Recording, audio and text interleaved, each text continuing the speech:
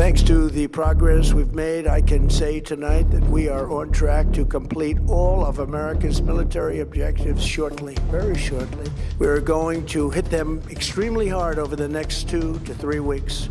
We're going to bring them back to the Stone Ages where they belong. If there is no deal, we are going to hit each and every one of their electric generating plants very hard and probably simultaneously.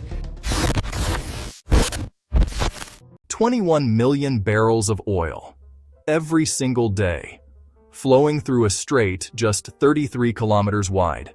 And right now, the United States is positioning thousands of Marines, amphibious assault ships, and stealth fighters to potentially take the one island that controls all of it. This is Kharg Island, and what's building in the Persian Gulf right now may be the most significant military buildup since the Iraq War. Kharg Island sits about 25 kilometers off Iran's southwestern coast in the Persian Gulf. It doesn't look like much, a flat, rocky island barely 8 kilometers long. But it is the beating heart of Iran's entire economy. Roughly 90% of Iran's oil exports move through Kharg Island's terminals. Every supertanker that leaves Iran loaded with crude oil starts right here. That's approximately $80 billion a year in revenue. Take Kharg, and you don't just hurt Iran, you essentially switch off its financial life support. That is exactly why U.S. military planners have had Kharg Island on the map for decades. And right now, the assets needed to move on it are arriving in the region at a pace that has no precedent since 2003. Let's talk about what the United States has actually moved into this theater, because the numbers are staggering. The USS Tripoli, an amphibious assault ship, arrived in the CENTCOM area of responsibility on March 27th. On board, approximately 3,500 sailors and Marines from the 31st Marine Expeditionary Unit, along with 20 F-35B Lightning II stealth fighters, V-22 Ospreys, and MH-60 Seahawks. The 31st MEU is trained specifically for one thing: putting boots on a hostile beach fast. The USS Abraham Lincoln, a Nimitz-class nuclear-powered carrier, is already positioned in the Arabian Sea with Carrier Strike Group 3, 5,000 sailors, 70 aircraft, including 44 F/A-18 Super Hornets, F-35Cs, EA-18G Growler electronic warfare jets, and E-2D Hawkeye early warning aircraft. And now, a third strike group is on the way.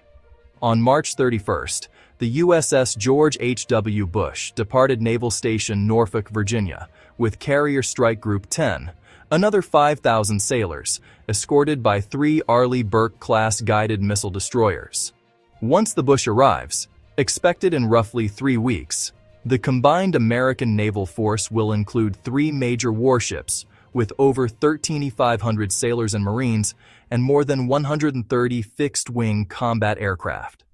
That is an enormous concentration of floating air power capable of generating hundreds of combat sorties per day from multiple directions simultaneously, and it doesn't stop there. The Pentagon is airlifting an additional 2,500 soldiers of the 82nd Airborne Division from Fort Bragg by C-17. These are paratroopers who can jump directly onto an objective, day or night, within 18 hours of receiving the order.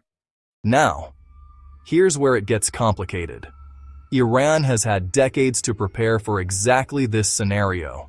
The defenses around Kharg Island and the wider Persian Gulf are layered, and each layer is designed to make an amphibious assault as costly as possible. Layer 1. Naval mines. Iran has one of the largest mine stockpiles in the world. Seeding the shallow waters around Kharg with mines would slow any amphibious approach to a crawl, and mines are nearly impossible to detect and neutralize quickly.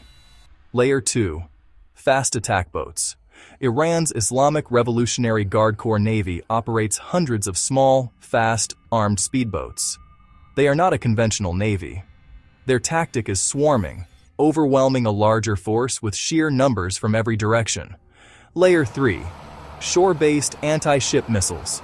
Iran has domestically produced missiles capable of striking surface ships from the mainland, well outside the range where U.S. ships can comfortably operate. Layer 4. Man-pads. Man-portable air defense systems. shoulder-fired missiles that can threaten the low-flying helicopters and ospreys that an amphibious assault depends on.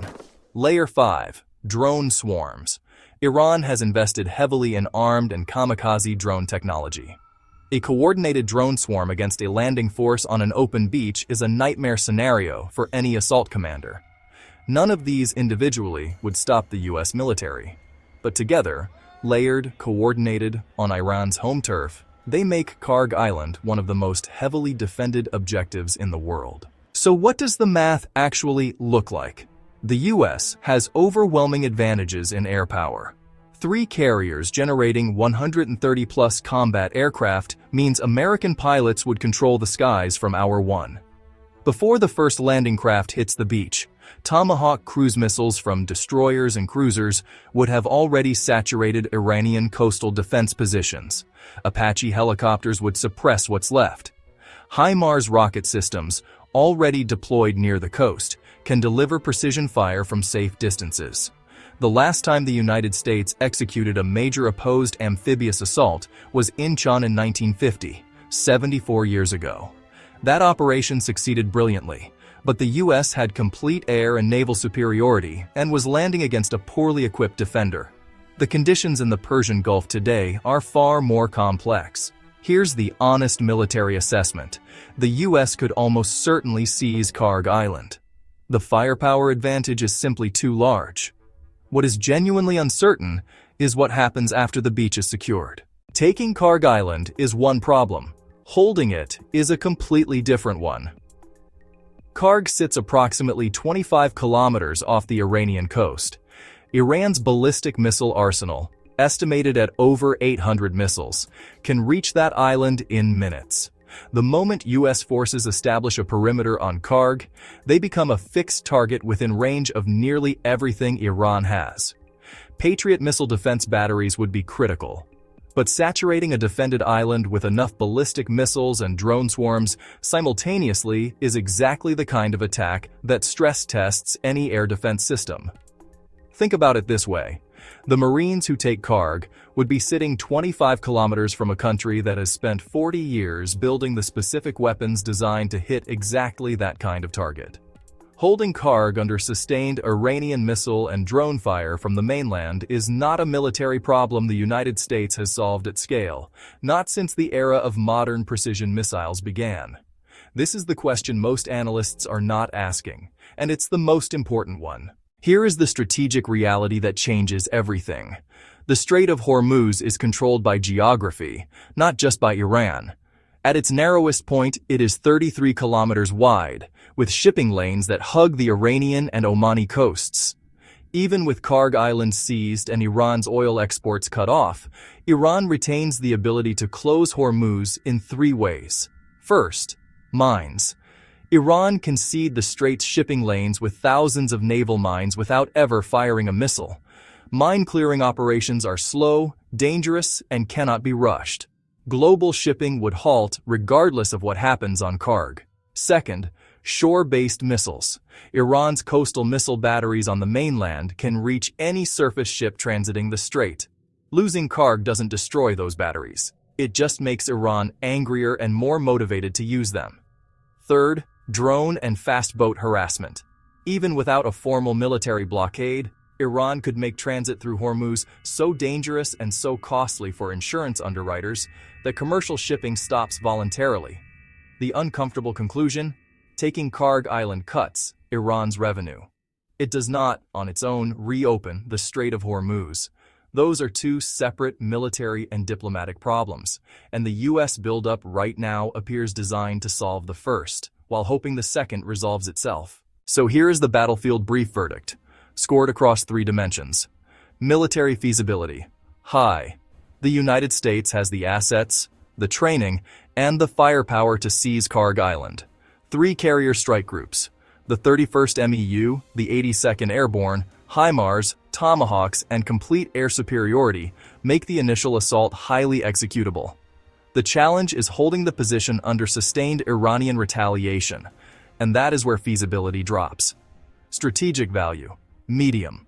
Cutting off 90% of Iran's oil exports is genuinely devastating to the Iranian economy. but it does not, by itself, reopen the Strait of Hormuz or neutralize Iran's ability to threaten global shipping. The economic pressure is real. The strategic payoff is incomplete. Political cost, high. A U.S. amphibious assault on Iranian territory would be the largest American military operation in over 2 decades.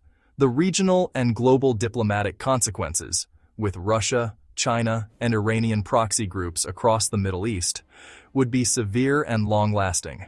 This is not a decision made lightly, and the silence from the White House suggests it hasn't been made yet. The troops are moving. The ships are sailing. The armor is arriving. The ammunition is being stacked. And the silence from the White House about what comes next is the loudest signal of all. The U.S. could take Kharg Island. The real question is, should it? And at what cost?